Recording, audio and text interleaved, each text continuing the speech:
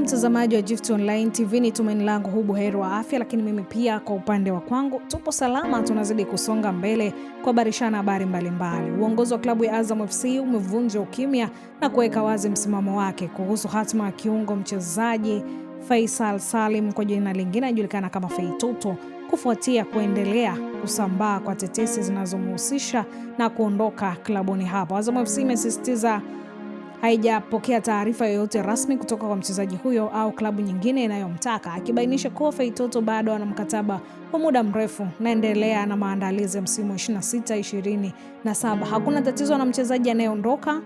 Hashimu Ibwe akizungumziwa na waandishi wa habari, afisa habari wa Azam FC Hashimu Ibwe ameeleza kuwa klabu hiyo haijamfungulia mikono mchezaji yoyote, lakini taratibu halali za usajili lazima zifuate. Hakuna tatizo na mchezaji anayetaka kuingia na kuondoka. Klabu haina taarifa yoyote kuhusu Feitoto kuondoka. Ni mchezaji wa Azam FC mwenye mkataba wa muda mrefu. Kama kuna timu inamhitaji, milango ipo wazi ije kufanya biashara nasi, hatumzuii mchezaji kuondoka endapo taratibu zitafuata.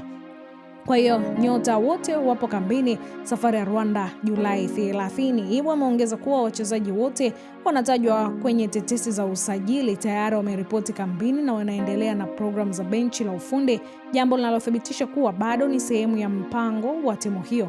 Kikosi cha Azam FC kinatarajiwa kuondoka nchini Julai 30 kuelekea Rwanda kwa ajili ya kambi maalum ya maandalizi ya pre-season kabla ya kuanza kwa mashindano rasmi ya msimu wa 26-27.